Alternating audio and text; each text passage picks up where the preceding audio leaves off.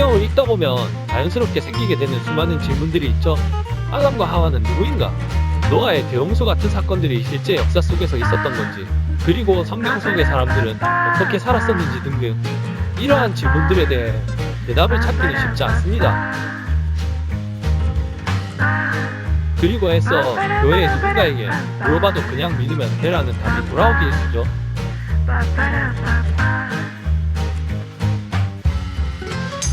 이러한 궁금증을 가진 분들을 위해, 그리고 성경에 대해 좀 더 교양적이고 학문적으로 알고 싶어하는 분들을 위해 준비했습니다. 조금은 다른 관점으로 성경에 대한 이야기를 풀어가려고 합니다. 교회에서 알려주지 않는 성경 이야기 지금 시작합니다. 안녕하세요, 딴지입니다. 하은입니다. 여름매미입니다. 두 분 잘 지내셨나요? 네, 이제 저희 일주일에 피 하나씩 하는 거죠? 네. 당분간은 일주일에 하나씩 하고 2, 3주에 한 번씩 책 소개 같은 걸 주중에 넣어보려고 하는데요. 저도 이제 회사 일도 점점 바빠지고 해서 쉽지는 않네요. 참 컴퓨터 쪽 일하신다고 하셨죠? 네, 프로그래밍 쪽이요. 생각해보면 컴퓨터라는 게 참 신기한 것 같아요. 요즘 컴퓨터들은 데이터를 그냥 단순히 입력하고 저장만 하는 것이 아니라 무언가를 분석해내고 만들어내고 하는 거잖아요. 그렇죠. 어떻게 보면 인간의 단순한 보조기억 장치라기보다 인간이 사고체계를 뛰어넘어가는 거죠. 이전에 피해서 말 안 쓰기가 이런 보조기 역장치긴 했죠. 네, 그랬죠. 그리고 저희도 이 컴퓨터 때문에 존재하는 것이긴 한데요. 미래가 어떻게 변해갈지 참 궁금해지네요. 인공지능이나 미래에 대한 것들은 참 뜨거운 소재인 것 같아요. 우리도 언제 다뤄보면 좋을 것 같고요. 갑자기 최근에 읽었던 리차드 도킨스의 신, 만들어진 위험이 생각나네요. 도킨스는 과학 추종론자 같은 생각이 드는데요. 책의 마지막에 과학에서 용기를 얻자라는 챕터가 있거든요. 과학에서 용기를 얻어요? 그러니까 신의 영역이 과학으로 대체되고 있고 앞으로 남아있는 틈새도 과학이 메꿀 거라는 거죠. 어떻게 보면 일종의 믿음이네요. 사실 저는 요즘 과학도 일종의 신화인 것 같은 생각이 들더라고요. 그런데 과학과 신화는 완전 극과 극인 거 아닌가요? 그렇다고 생각했는데, 뭐랄까 고대인들은 신화 속에 살았잖아요. 생각보다 그들이 현실에서 느꼈을 신들은 마치 현대의 과학처럼 우리의 삶에 매우 밀접한 실제로 다가왔을 것 같은 생각이 들더라고요. 예를 들어, 고대인들은 자고 일어나면 집안에 신상이 있었고요. 신상에게 아침마다 인사를 했을 거고요. 또 매달 주기적으로 제사도 드렸을 것 같고요. 집 밖을 나서면 또 거대한 신상이 도시의 가운데 있었죠. 그런데 그건 사실 말 그대로 신상 아닌가요? 어떻게 보면 인형 같은 거잖아요? 하지만 고대인들은 예식을 통해 이 인형의 신이 실제로 들어와 있다고 생각했죠. 뭐랄까 신내림 받은 인형 같은 거라고 해야 하나요? 그렇다면 인형이 아니라 실제로 신이라고 생각했을 수도 있겠네요. 네, 그리고 도시의 대소사나 전쟁도 모두 신들과 연결되어 있었고요. 농사가 잘 되는 것도 신의 뜻, 비와 홍수도 신의 뜻이었잖아요. 그렇죠. 그렇다면 과학이 신화라는 뜻은 이렇게 생활 속에 밀접했던 고대의 신화를 말씀하시는 거죠? 그냥 관념적인 신과 신들의 이야기가 아니고요. 네, 고대의 신화는 모든 일에 인과관계를 설명해 줬잖아요. 예를 들어 신이 노해서 비가 오고 신이 노해서 전쟁에서 지고 같이요. 오늘날 과학도 마찬가지지요. 거의 모든 것의 원인과 결과를 설명해 주잖아요. 그렇긴 하네요. 이전에 매미님이 말씀하셨던 신화는 과학입니다라는 말이 생각나네요. 네, 이 이야기는 사실 오늘 할 것은 아니고요. 조만간 딴지님이 책을 다 읽으면 도킨스 책을 파보면서 신화와 과학에 대해서 이야기를 한번 해보죠. 저도 과학은 약하지만요. 네, 알겠습니다. 기대할게요. 그런데 오늘 할 것이 이누마 일리시라고 했죠. 네, 고대근동 창세신화의 결정판이죠. 이 창세신화라는 게 어떻게 보면 좀 전에 말한 원초적인 인과관계를 말해주는 게 아닌가 하네요. 그렇다면 세상이 만들어진 원인에 대해서 설명한다는 거네요. 그 원인이 신이 만들었기 때문이라는 거죠. 네, 그리고 그 결과로 세상을 만든 마루둑 신을 찬양해야 한다는 거죠. 뭔가 원인과 결과가 있네요. 그런데 마루둑신이 세상을 만들게 된 원인이 뭔가요? 사실 이 신화를 인과관계 프레임에 넣는 게 좀 이상하긴 한데요. 굳이 원인이라고 한다면 티아메트와의 전쟁을 들 수 있을 것 같네요. 티아메트의 죽은 몸으로 세상을 만들었거든요. 역시 죽은 신들의 몸으로 세상을 만드는 거네요. 네, 지난번에도 이야기했었죠? 그런데 이 이누마 엘리시가 내용이 상당히 길어요. 그 분량이 7개의 토판에다 1000줄 정도의 기록이 있는 거거든요. 아, 그럼 꽤 긴데요? 오늘 이야기를 다 할 수 있을까요? 그래서 이야기를 좀 나눠서 3부작으로 갈까 생각하고 있어요. 오, 우리 방송 최초의 3부작이군요. 네, 그래서 오늘 할 것은 1번부터 4번 토판까지 기록된 신들의 전쟁 이야기고요. 다음 주에는 나머지 토판 부분인 5번 토판부터 시작해서 세상과 인간의 창조를 이야기할 것 같아요.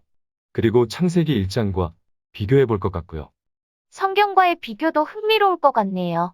그럼 3부작이면 마지막 부분은 뭔가요? 마지막 3부는 살짝 보조적인 내용이긴 한데요. 고대 근동의 우주관을 좀 살펴보려고 해요. 우주관요. 네, 당시 사람들이 우주를 어떻게 봤는가 하는 것도 사실 상당히 중요하죠. 또 성경 이해에도 중요할 것 같아서요. 아, 성경도 지구를 평평하게 봤다고 했죠. 네, 그런데 요즘 평평교에서 주장하는 지구 평면 모델은 아니고요. 평평교요? 네, 지구 평면설을 믿는 사람들요. 요즘도 생각보다 많더군요. 그렇군요. 그런데 그 사람들이 지구평면설을 성경과 연결시키나요? 네, 그렇긴 한데요. 성경에서 말하는 평평한 지구 모델은 평평교의 모델과 좀 다르고요. 또 문자 그대로가 아니라 당시 사람들의 우주관을 이해하면서 살펴봐야 하죠. 그래서 고대 근동의 우주관을 이해하는 게 중요하고요. 네, 그럴 것 같아요. 제가 평평교라고 부르는 이유는요. 사실 뭘 믿든 자유지만 어떤 분들은 평평한 지구에 대한 단순히 과학적이고 합리적인 논증이 아니라 성경의 문자주의와 결합시켜서 하나의 완전체로 진화시킨 분들도 있거든요. 완전체요? 지구가 평평한 건 과학도 증명하고 성경에도 기록되어 있다. 뭐 그런 거요. 그런 분들에겐 어떤 이야기도 안 먹혀요. 헐, 상당히 무서운 결합이겠군요. 그렇죠. 나름 과학적인 근거들에다가요. 성경으로부터의 정당성까지 합쳐진다고 생각해 보세요. 그 조합을 흔들기는 쉽지 않겠네요. 네, 아무튼 그래서 3부에서는 고대 근동의 우주관과 평평지구설, 그리고 성경적 우주관을 좀 다뤄볼까 하고 아직 생각만 하고 있습니다. 이거 할 이야기가 많네요. 우리가 하는 이누마 엘리시가 단순히 창세 신화의 이야기만은 아니군요. 뭐 그랬으면 좋겠는데 두고 봐야죠. 그럼 앞으로 할 이야기들의 중심이 될 이누마 엘리시 이야기를 일단 들어봐야겠죠. 네, 알겠습니다. 오늘 우리가 이야기할 이누마 엘리시는 알렉산더 하이델 교수가 1942년에 출판한 바빌로니안 제너시스라는 책을 중심으로 할 건데요. 1942년요? 1942 어디서 많이 들어봤는데 혹시 비디오 슈팅 게임 제목 아닌가요? 아, 그러네요. 비행기 게임이었죠. 그 연도가 맞네요. 그 게임 진짜 재밌게 했었는데 2차 대전이 배경이었던 것 같고요. 오늘도 우리 어디로 빠지기 전에 일단 여기서 돌아가죠? 아, 네. 이 책을 쓴 하이델 교수가 유명한 분인가요? 하이델 교수는 사실 1907년에 태어나서 1955년에 돌아가셨는데요. 좀 젊은 나이에 돌아가셨네요. 네, 저도 왜 그렇게 일찍 돌아가셨는지 찾아봤는데요. 별로 자료를 찾을 수는 없더라고요. 아무튼 이분이 책을 2권 남기셨는데 하나가 이누마 엘리시에 대한 책이고요. 다른 것이 길가메시 서사시에 관한 것입니다. 좀 더 오래 사셨으면 더 많은 연구를 할 수 있으셨을 것 같은데 왠지 안타깝네요. 네, 저도요. 이분이 사실 아시리아 학자면서 성경학자인 동시에 목회자이셨어요. 그분이 사시던 당시가 한참 고고학적 발굴이 진행되면서 범바빌론주의가 힘을 받던 시기였거든요. 범바빌론주의가 뭐죠? 범바빌론주의는 모든 구약의 이야기, 특히 창세기는 바빌론의 신화들에서 베껴왔다는 주장인데요. 당시에는 상당히 강한 주장이었겠네요. 네, 매우 충격적인 주장이었죠. 하이델 교수가 살았던 시기가 이런 범바빌론주의와 성경의 충돌이 심하던 시기였는데요. 이분은 나름 그 가운데서 중심을 잡으려고 노력하셨던 것 같아요. 사실 매미님도 몇 번 말씀하셨지만 요즘은 바빌론 신화를 성경이 베꼈다는 주장보다는 창조적 차용이나 강력한 변형으로 보고 있는 것이 아닌가요? 그렇죠. 이런 베꼈다는 이야기는 사실 요즘에는 잘 받아들여지지 않긴 하죠. 그런데 다음 주에 다룰 것이긴 하지만 하이델 교수는 이 책의 후반부에서 이누마 엘리시와 창세기 1장을 비교를 하는데요. 그 주장에서 살짝 기독교 변증 같은 느낌이 나기도 해요. 그럼 살짝 학자와 목회자의 경계선을 왔다 갔다 하셨다는 거군요. 네, 그런 부분을 찾아보는 것도 재밌고요. 우리는 어떻게 받아들여야 하는가에 대해 생각해 보는 것도 생산적일 것 같습니다. 아무튼 다시 돌아가서요. 그럼 이누마 엘리시에 대해서 소개해 볼게요. 일단 이 이누마 엘리시가 제목이긴 한데요. 사실 토판 메뉴에 딱 이누마 엘리시라는 제목이 있는 것이 아니고요. 이누마 엘리시는 이 토판들의 첫 문장의 첫 두 단어들이에요. 아, 첫 문장에 두 단어들이요? 그럼 창세기로 치면 태초에 하나님이 이 정도 되는 거네요. 네, 맞아요. 이누마 엘리시는 첫 문장인 저 위에 하늘이 아직 기름이 없을 때에서 첫 두 단어를 가져온 건데요. 그 뜻은 각각 어느 때와 저 위에라는 뜻입니다. 영어 단어로 하면 when above예요. 그럼 이게 창세기의 태초에라는 단어랑은 조금 다른 느낌이네요. 내 창세기에서 태초에는 히브리어로 베레시트이죠. 이에 비해 히브리어에서 어떤 때를 나타내는 단어는 비옴이고요. 고대 근동 신화에는 뭐뭐 할 때라는 문구가 많이 나오는데요. 이 이누마라는 단어는 바빌론에서 그 뜻으로 사용되는 단어고요. 수메르에는 우다라는 단어가 같은 뜻으로 문장 맨 처음에 주로 나와요. 아, 그럼 정형고 같은 거네요? 네, 그렇게 보면 될 것 같고요. 이 이누마 엘리시는 사실 하나만 있는 것이 아니고요. 여러 번에 걸쳐서 몇 군데서 발견되었는데요. 가장 잘 알려진 게 1848년과 1876년에 니느웨의 아슈르바니파랑의 도서관에서 발견된 것이고요. 또 1924년에 키시에서 발굴되었고요. 1928년에는 우르크에서도 발견되기도 했대요. 여러 토판들이 있네요. 그럼 내용들은 서로 비슷한가요? 어떤 내용에는 마르둑 대신에 에셔가 티아메트를 무찌르는 걸로 기록된 버전도 있는데요. 이건 전에 사르곤 2세 때 아시리아의 신화적 정당성을 위해 좀 변형을 가한 것이라고 했었죠. 네, 기억나네요. 이 이누마 엘리시의 7개의 토판이 사실 결국 다 발견되어서 원본이 거의 복원되긴 했는데요. 아쉽게도 창세를 자세히 다룬 5번 토판이 아직 분실된 부분이 많아요. 좀 아쉽네요. 네, 그렇죠? 그래도 비슷하게 마루둑 신의 창세에 대한 다른 바빌론의 토판들도 있어서 같이 비교해 볼 수 있는데요. 이 과정에서 당시 사람들의 신화적 세계관을 알 수는 있을 것 같아요. 네, 알겠습니다. 그런데 이 누마 엘리시가 왜 이렇게 유명한 거죠? 창세기와 비슷해서 그런가요? 사실 따지고 보면 그렇게 많이 비슷한 건 아닌데 일단 그 이유가 큰 것 같고요. 정확히는 그 창세기와의 유사점보다 이누마 엘리시의 창세 신화를 통해 그 당시 메소포타미아의 우주관을 이해하는데 도움이 되기 때문에 유명하죠. 또한 전에도 한번 소개하긴 했는데요. 앞부분에 신들의 계보가 등장하는 부분도 중요하고요. 그렇군요. 그럼 이노마 엘리시는 사람들에게 창세를 설명하는 목적을 가지고 기록된 것이라고 봐야 하나요? 사실 고대의 우주관을 이누마 엘리시가 사람들에게 설명한다기보다는요. 당시 사람들이 이미 그런 우주관을 가지고 있었다고 생각해야 하고요. 그런 우주관이 투영된 것이라고 봐야죠. 그리고 목적 이야기가 나온 김에 이야기해보면요.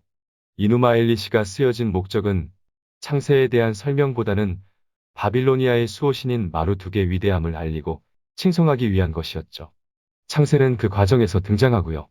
그럼 마르독 신이 창세를 원래부터 계획하고 만든 것은 아니네요? 네, 아까도 나왔지만 사실 티아메트와의 전투가 주된 이야기의 흐름이고요. 티아메트를 죽인 후에 신들의 처소를 만들고 세상을 만드는 이야기와 신들의 노역을 대신할 인간을 만드는 이야기가 나와요. 그리고 이 창세의 내용들은 생각보다 짧게 등장합니다. 5번 토판의 완전판이 발굴되어 나온다면 좀 더 상세히 알 수 있긴 하겠지만요. 아, 그리고 참, 또 이 이누마 엘리시가 중요한 이유가요. 전에 말했지만 신 아시리아와 신 바빌론의 세번맞이 신년 행사인 아키투 행사에서 낭송되었다고 했죠. 아, 네. 왕의 뺨을 때리는 행사였죠. 그렇죠. 바로 그 행사에서 반복적으로 이 이누마 엘리시가 읽혀졌대요. 일부분은 연극처럼 공연도 되었고요. 오호, 연극으로 공연도 되었군요? 재밌네요. 내 왕이나 제사장들이 마루둑이나 티아메트 혹은 킹구의 역할도 했다고 하네요. 그럼 아키투 행사는 완전 문화 행사였네요. 네, 맞아요. 그럼 이 아키토 행사에서 이누마 엘리시가 익혀지고 공연이 된 건 아무래도 마루둑신의 위대함을 알리는 목적이었겠죠. 네, 그리고 또 다른 목적도 있었는데, 예를 들어 악을 물리치는 목적 같은 거요. 악이요? 네, 사실 신년 행사 당시가 3, 4월이었잖아요. 1월이 아니었고요. 아, 1년의 시작이 다르네요. 네, 이 3, 4월이 사실 아르메니아와 쿠르디스탄 산들의 겨울에 눈이 녹아서 티그리스 유프라테스 강에 유입이 되었고요. 강의 수위가 높아지고 홍수가 나는 시기긴 했거든요. 이따가 나오겠지만 물의 신인 티아메트와 마루둑의 싸움은 이 물의 기운을 억누르는 소망을 담은 것이기도 했죠. 그럼 이누마 엘리시를 낭독한 건 강이 범람하지 않도록 티아메트에게 되새기는 것이기도 했겠네요. 네, 아무튼 여러 가지 목적으로 이 이누마 엘리시는 읽혀졌고 오랫동안 고대 근동 사람들의 사랑을 받았죠. 그래서 이 신화가 유명하고 중요한 거죠. 네, 그렇네요. 자, 그럼 이제 본격적으로 이누마 엘리시를 한번 읽어볼까 하는데요. 오늘도 아지님이 읽어주시겠습니다. 아, 우리도 연극처럼 역할을 나눠서 읽어도 재밌을 것 같은데요. 아, 그러네요. 그런데 오늘은 준비를 못해서 다음에 한번 그렇게 해볼게요. 그럼 이누마 엘리시의 맨 처음 부분입니다. 저 위에 하늘이 아직 이름이 없을 때, 아래의 땅이 아직 이름으로 불려지지 않았을 때, 태고의 신, 압수와 문무와 모든 것을 낳은 어머니, 티아메트가 서로 물을 섞고 있었다. 어떤 녹지도 형성되지 않았고, 갈대숲도 아직 보이지 않았을 때, 어떤 신들도 아직 태어나지 않았고, 신들의 이름으로 불려지지도 않았으며, 신들의 운명도 아직 정해지지 않았을 때, 그들로부터 신들이 태어났다. 라흐무와 라하무가 태어났고 이름이 불려졌으며 그들이 성장해서 키가 크기 전에 안셰와 키샤가 태어났고 그들을 능가했다. 그들은 많은 날들을 살았고 그 해가 더해졌다. 아누는 그의 아비들과 견줄만 했다. 첫 번째 아들 아누는 안셰와 대등했고 아누는 자신을 닮은 누딘무들을 낳았다. 그들은 티아메트를 회방했고 그들의 보호자인 그녀에게 대들었다. 그들은 티아메트의 내부에서 소동을 벌였고 신들의 처소를 뛰어다녔다. 압수도 그들의 소란을 잠재울 수 없었다. 하지만 티아메트는 그냥 잠잠했다. 그들의 소란은 고통스러웠고 결코 옳은 방식이 아니었다. 그들을 낳게 한 압수는 그의 고관인 문무를 불렀다. 나의 고관 문무여, 함께 티아메트에게 가자. 그들은 티아메트에게 나아가 그들이 낳은 신들의 문제에 대해 논의했다. 압수가 입을 열어 티아메트에게 큰 소리로 말했다. 이들의 소동이 너무 고통스럽소. 날마다 나는 쉴 수가 없고 밤에 잠을 잘 수가 없소. 그들을 없애서 이 소동을 끝내고 우리가 쉴 수 있게 하겠소. 티아메트가 이를 듣고 그녀의 남편에게 울부짖었다. 그녀는 마음속으로 악한 것을 생각했다. 왜 우리가 낳은 이들을 없애버려야 하는가? 그들이 일으키는 소동이 정말로 고통스럽긴 하지만 좋게 받아들일 수도 있지 않는가? 첫 부분이 멋있네요. 네, 완전 시 같아요. 신들이 태어나지 않았고 그들의 운명도 정해지지 않았을 때와 같은 구절은 멋있는데요? 그런데 일단 태초에 신이 3명이 있었네요. 네, 일단 태고의 신 압수가 있었죠? 압수는 물의 신인데 바닷물이 아닌 민물인 담수의 신이고요. 그의 아내가 바로 바닷물의 여신, 염수의 신 티아메트죠. 그럼 마지막은 누구였죠? 문무는 압수의 부하인데요. 수증기의 신이에요. 그럼 일단 셋 다 물과 관련된 신이네요. 네, 그리고 특히 모든 신들의 어머니이자 바닷물의 신인 티아메트로부터 신들이 태어났죠. 신들의 족보들이 복잡하긴 한데 왠지 커플로 태어나는 것 같네요. 네, 맞아요. 라흐무와 라하무, 안샤와 키샤 등등이 그렇죠? 그런데 모든 신들이 다 그런 건 아니고요. 예를 들어 마루둑은 커플로 태어나진 않았죠. 네, 그런데 이렇게 태어난 신들이 소동을 부렸네요. 뭐 신화들마다 비슷하긴 한데 신들의 소동 때문에 압수가 잠을 잘 수가 없었다고 나오죠. 그 부분은 지난번에 홍수 이야기할 때 인간들이 시끄러워서 없애버리기로 한 것과 비슷하네요. 네, 그것도 맞네요. 그런데 잠을 잘 수가 없어서 아버지 신 압수가 자식들을 다 쓸어버리려고 한 거잖아요. 어머니 티아메트는 참고 있었고요. 네, 그렇죠. 이거 층간소음도 아니고 신들이 잠을 못 자서 사건들이 늘 발생하는군요. 네, 그렇죠. 아무튼 그럼 다음 부분으로 넘어가 볼게요. 문무가 압수에게 말했다. 그래요, 아버지 그들의 소동을 끝내버립시다. 그러시면 낮에 쉬고 밤에 잠을 잘 수 있을 것입니다. 압수는 그가 생각하는 악한 계획 때문에 이 말을 듣고 화색이 돌았다. 하지만 이들이 계획하는 것은 신들과 그들의 장자들에게 전해졌다. 신들이 이 일을 듣고 잠잠해하고 있을 때 현명하고 재주가 좋은 에아가 모든 것을 이해했다. 그는 마법의 원형진을 만들어 수면 위로 펼쳤다. 그리고 그들을 잠재워버렸다. 압수와 그의 고관인 문무가 잠에 빠져들었을 때 에아는 그들의 팔찌와 머리띠를 풀어버리고 그 영광을 자신이 써버렸다. 그리고 에아는 압수를 굴복시키고 그를 죽여버렸다. 문무는 감옥에 갇혔다. 에아는 그의 아내 담키나와 함께 압수의 궁전에 거했고 그 궁전을 압수라고 불렀다. 그리고 그는 거기에 방을 하나 만들었다. 이 운명의 방에서 모든 현명한 이들과 현명한 신들 가운데서 가장 현명한 이가 태어났다. 그를 낳게 한 것은 그의 아버지 에아였고 그를 뵌 것은 그의 어머니 담키나였다. 그는 여신들의 젖을 빨았다. 그는 반짝이는 눈과 매력적인 신체를 가졌고 태어날 때부터 모든 이들의 대장이었다. 에아는 그의 아들을 보고 기뻐했고 다른 신들보다 모든 것을 2배로 주었다. 그래서 마루둑은 모든 면에서 다른 신들을 능가했다. 그의 눈은 4개였고 귀도 4개였다. 그의 입술이 움직이면 불이 뿜어나왔다. 4개의 귀는 갈수록 커졌고 그의 눈도 마찬가지였고 모든 것을 볼 수 있었다. 그는 모든 신들 가운데서 높임을 받았다. 이거 압수의 몰살 계획이 생각보다 싱겁게 끝나버렸네요. 그러게요. 여기에 등장하는 에아가 바로 엔키죠? 네, 엔키고요. 아카드어로 에아라고 불리죠. 그리고 엔키의 아내가 담키 혹은 담키나고요. 이 엔키가 지난번 신화들에서도 인간을 만들거나 아트라하시스나 홍수 영웅들에게 홍수가 올 것을 경고하는 신으로 등장했죠? 아, 그리고 엔키가 에리두의 수호신이었죠. 그러고 보면 엔키는 인간의 편에 가까운 신이군요? 네, 맞아요. 이 엔키가 나서서 압수를 죽이고 문무를 가둬버렸죠. 그럼 티아메트는요? 티아메트는 아직 살아있는데요. 좀 있다가 복수하러 와서 엔키의 아들 마루둑과 싸울 겁니다. 그럼 부자가 모두 싸우는 거네요. 그런데 마루둑은 귀가 4개고 눈이 4개예요. 좀 징그럽긴 하네요. 그런데 일단 다른 신들보다 2배는 뛰어나다는 걸 이렇게 표현한 것 같네요. 그리고 저는 마법의 원형진이란 것도 재밌네요. 당시 사람들은 이런 주술이나 마법 같은 것에 익숙했던 것 같아요. 네, 맞아요. 아무튼 이제 주인공이 엔키에서 마루둑으로 슬슬 넘어가고 있습니다.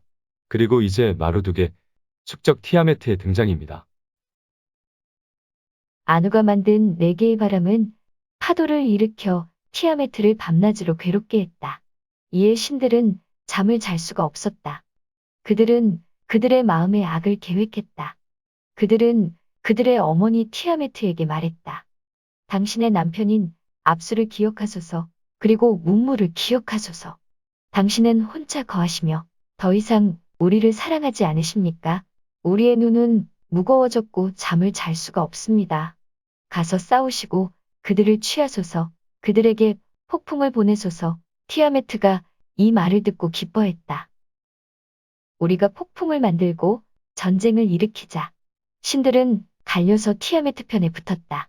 그들은 쉬지 않고 밤낮으로 모의를 했다. 모든 것을 만든 어머니신 티아메트는 저항할 수 없는 무기를 만들었다. 괴물뱀들에게서 날카로운 이빨과 맹독을 취하고 피 대신 육신으로 독주머니를 채웠다.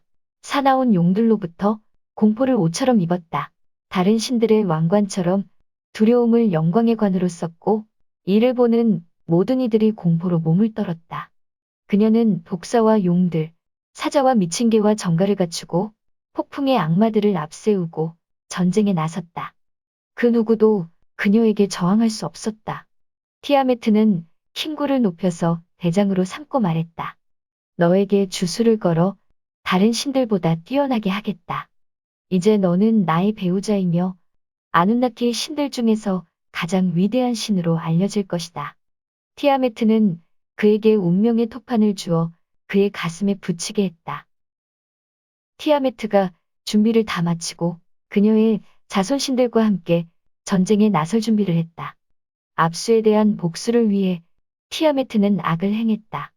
그녀의 전쟁 준비에 대한 이야기는 에아의 귀에 들어갔고 이 소식을 듣고 에아는 겁에 질려 침묵했다. 에아는 이 문제에 대해 고민을 하고 그의 할아버지인 안샤에게 찾아갔다. 안샤에게 찾아간 에아는 티아메트의 전쟁 준비에 대해 그에게 털어놓았다. 아버지여, 티아메트가 우리를 증오하며 신들을 모았고 모든 신들이 그녀에게 모여들었습니다. 심지어 당신이 만드신 신들도 그녀의 편이 되었습니다. 안샤는 이 이야기를 듣고 입술을 깨물었다. 그의 심장은 어두워졌고 신음소리가 새어나왔다. 안샤는 에아에게 말했다. 아들이여, 일어나 전쟁에 나서라. 압수를 죽인 것처럼 킹구를 먼저 죽여라. 그리고 안샤는 자신의 아들 아누를 찾아가 말했다. 내 장자이자 용사인 아누여, 티아메트에게 찾아가서 그녀를 진정시켜라. 아누는 티아메트를 찾아갔지만 감당하지 못하고 돌아와서 말했다. 그녀의 손이 나를 취했습니다. 안샤는 에아를 향해 고개를 저었다. 모든 아눈나키 신들이 모여들었다. 그들은 침묵했다. 전쟁에 나서 티아메트의 면전에서 도망칠 수 있는 신은 없으리라. 왠지 무섭네요. 저는 모든 신을 낳은 신들의 어머니이자 바다의 신이라고 해서 매우 좋은 이미지로 봤거든요. 저도요. 완전 이미지 반전인데요. 티아메트는 아까 처음에 신들의 소동도 그냥 참아주고 넘어갔잖아요. 네, 그런데 이제는 복수를 위해 무서운 무기를 만들죠? 예를 들어 물뱀이나 맹독이 담긴 독주머니 같이요. 네, 뭐랄까, 이런 바다에서 나오는 용 같은 이미지는 많이 본 것 같은데요. 혹 성경에 등장하는 리워야단도 이런 거 아닌가요? 네, 맞아요. 리워야단도 이 티아메트에 그 근원을 두고 있는데요. 사실 이누마 엘리시에서 그려지는 티아메트는 바다 괴물이나 용이라기보다요. 이따가 나오겠지만 마루둑을 삼키려는 거인족의 이미지이긴 합니다. 하지만 다른 토판들이나 다른 기록에서는 괴물뱀이나 용의 이미지로 많이 그려지기도 해요. 그리고 성경에는 이사야서의 그날 야훼께서는 날쏘고 모진 큰 칼을 빼어들어 도망가는 레비아탄, 꿈틀거리는 레비아탄을 쫓아가 그 바다 괴물을 찔러 죽이시리라 라는 구절이 등장하죠. 바다 괴물이군요. 그리고 리워야다는 특히 욥기에 상세하게 등장하는데요. 욥기 41장을 제가 읽어볼게요. 그 앞에서는 아무도 이길 가망이 없어 보기만 해도 뒤로 넘어진다. 건드리기만 하여도 사나워져 아무도 맞설 수가 없다.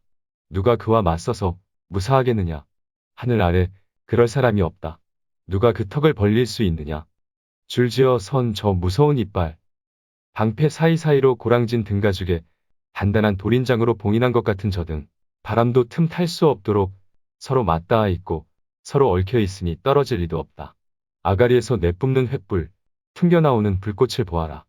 연기를 펑펑 쏟는 저 콧구멍은 차라리 활활 타오르는 아궁이구나. 목구멍에서 이글이글 타는 숯불, 입에서 내뿜는 저 불길을 보아라.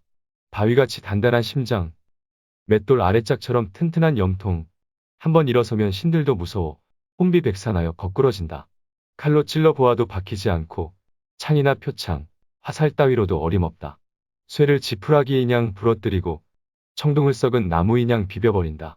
백가죽은 날카로운 질그릇 조각과 같아 타작기가 핥힌 땅바닥처럼 지나간 흔적을 남기며 깊은 물웅덩이를 소처럼 끓게 하고 바닷물을 기름가마처럼 부글거리게 하는구나. 지상의 그 누가 그와 겨루랴. 생겨날 때부터 도무지 두려움을 모르는구나. 모든 권력자가 그 앞에서 쩔쩔매니 모든 거만한 것들의 왕이 여기에 있다.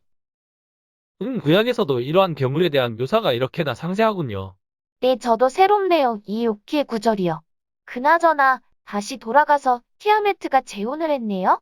네, 아까 킹구라는 신을 대장으로 삼았고 주술을 걸어서 다른 신들보다 뛰어나게 했다고 했죠. 그리고 그를 배우자로 삼고 가슴에 운명의 토판을 달아주었죠. 그리고 많은 신들이 티아메트에게 모여들어서 엄청난 군대를 만들게 되죠.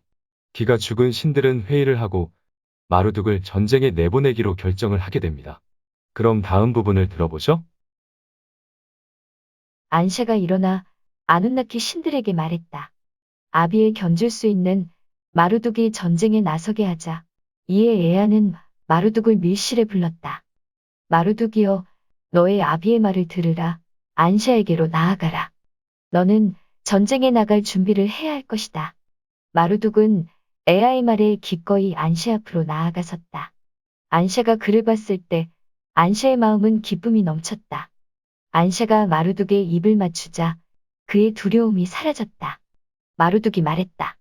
아버지여, 즐거워하고 기뻐하소서. 곧 티아메트의 목을 짓밟을 것입니다. 에아가 말했다. 모든 지혜를 알고 있는 아들여, 티아메트를 잠잠케 하라. 마루둑의 마음은 기뻐서 말했다.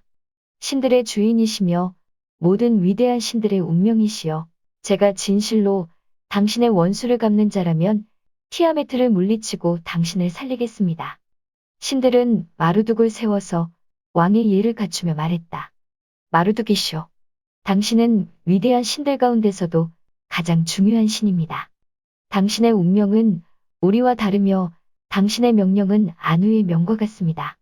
당신에게 온 우주를 아우르는 왕권을 드렸습니다.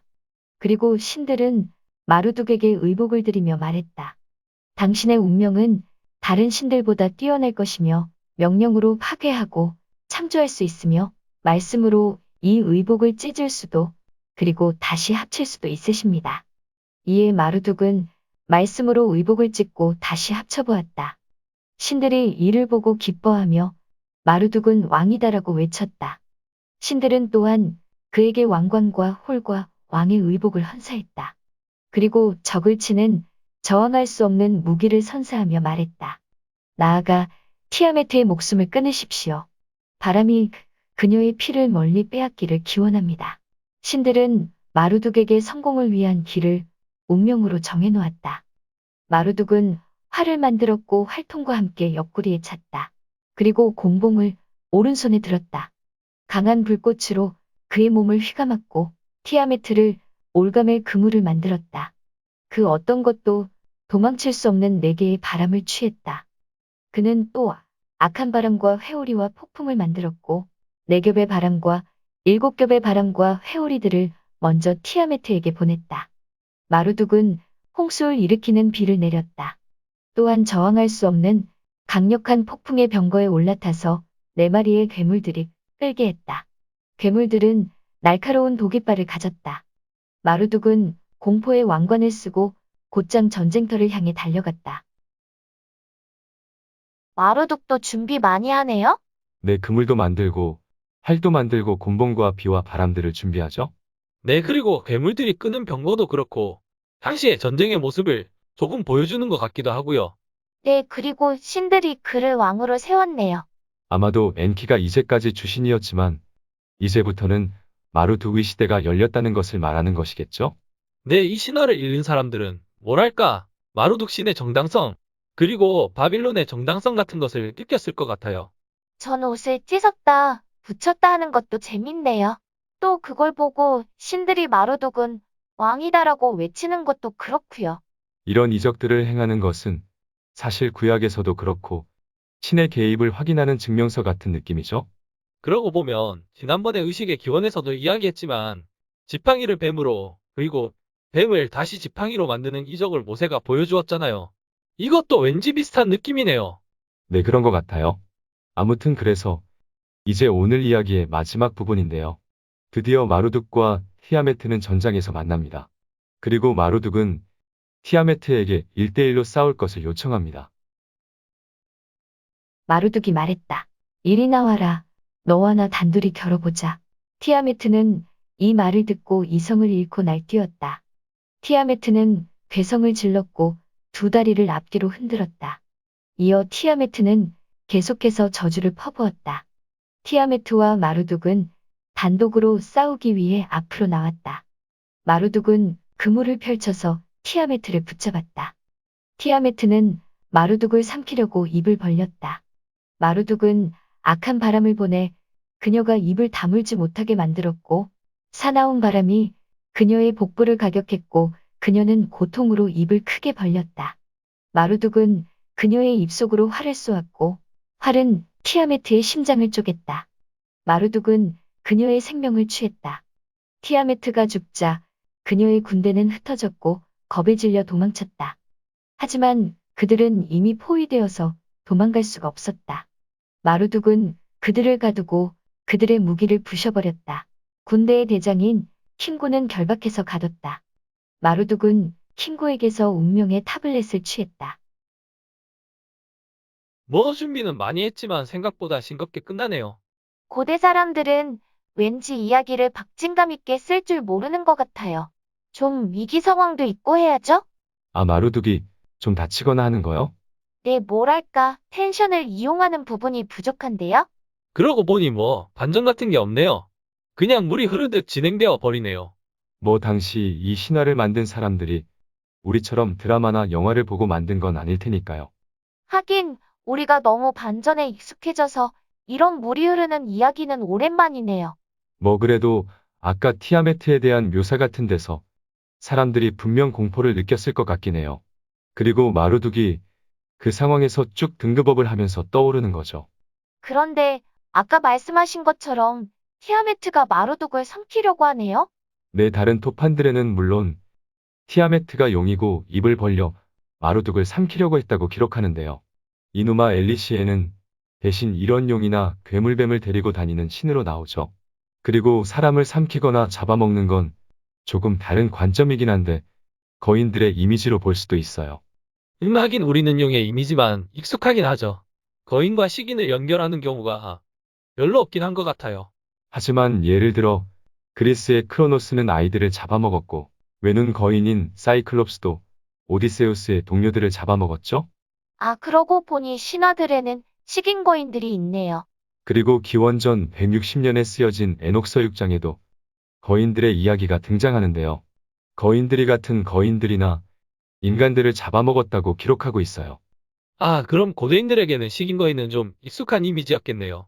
우리는 제크와 콩나무에서처럼 덩치만 크고 무식한 거인의 이미지를 가지고 있잖아요. 이런 식인 거인의 이미지는 고대인들과 우리의 이미지의 차이네요. 네, 그리고 에녹서에는 대홍수와 관련해서 조금 다른 이야기가 나오는데요. 하나님의 아들들이 사람의 딸을 취했고 여기서 식인하는 거인이 태어났다고 해요. 그래서 거인들이 식인을 하며 죄를 짓고 결과적으로 사람들이 신을 떠나 죄를 지었다고 하거든요. 이 이야기는 나중에 노아의 홍수 이야기할 때 다시 이야기할게요. 뭐 진짜 고대 이야기는 무궁무진하네요. 다시 돌아가서요. 아무튼 티아메트와 마루둑의 싸움 이구도는 사실 고대의 단골로 등장하는 이야기이긴 합니다. 어떤 학자들은 이 싸움을 원소들의 싸움이라고 보기도 해요. 원소들의 싸움이요? 뭐 그러니까 화학의 원소 말고요. 번개와 바다의 싸움이랄까. 마루둑 신이 비바람 번개를 동반하는 신이잖아요. 그리고 티아메트는 바다의 여신이고요. 이미지를 그려보자면 성난 바다 위에 내리치는 폭풍이나 벼락 같은 거라고 해야 하나요? 아, 그것도 말이 되네요. 그리고 바다와 번개의 싸움 테마는 우가릿의 바알 신화에도 등장하는데요. 예를 들어 폭풍의 신이자 구름을 타는 자인 바알이 바다의 신인 얌과의 싸움의 이야기로 등장하죠. 또 인도에도 비슷한 악한 바다의 신, 비트라가 인드라의 번개에 맞아 죽고요. 그런데 이 이야기는 시편에도 어디 나오지 않나요? 시편 29편에서도 영광의 하나님이 우레소리로 말씀하신다. 주님께서 큰 물을 치신다. 라는 표현이 나오죠. 이런 부분은 바알의 찬송시와 많이 비슷하고요. 일단 고대에는 이러한 폭풍과 바다와의 싸움의 주제가 있었다는 거네요. 네, 한 가지만 더 말해보면 이러한 폭풍과 바다와의 싸움의 풍경은요. 지중해와 맞닿은 우가릿이나 바빌로스에서는 쉽게 볼 수 있지만 메소포타미아에서는 흔치 않는 풍경이라는 건데요. 그러고 보면 바빌론에서는 바다가 좀 떨어져 있긴 하네요. 그래서 지중해 연안의 신화가 오히려 메소포타미아로 전해진 게 아닌가 보는 학자들의 견해도 있다는 걸 그냥 알려드리고 싶었어요. 늘 느끼는 거지만 정말 많은 견해와 주장들이 있는 것 같아요. 네, 저는 이런 다양한 주장들을 살펴보는 것도 재밌는 것 같아요. 네, 저도요. 그럼 다음 주에 계속 이야기를 해보도록 하고요. 그럼 다음 주에는 창세 이야기가 등장하는 거네요. 네, 맞아요. 그리고 창세기와의 비교도 좀 해보고요. 네, 알겠습니다. 오늘도 고생 많으셨어요. 네, 그러게요. 수고하셨네요. 네, 그럼 다음 주에 다시 뵐게요. 네, 안녕히 계세요.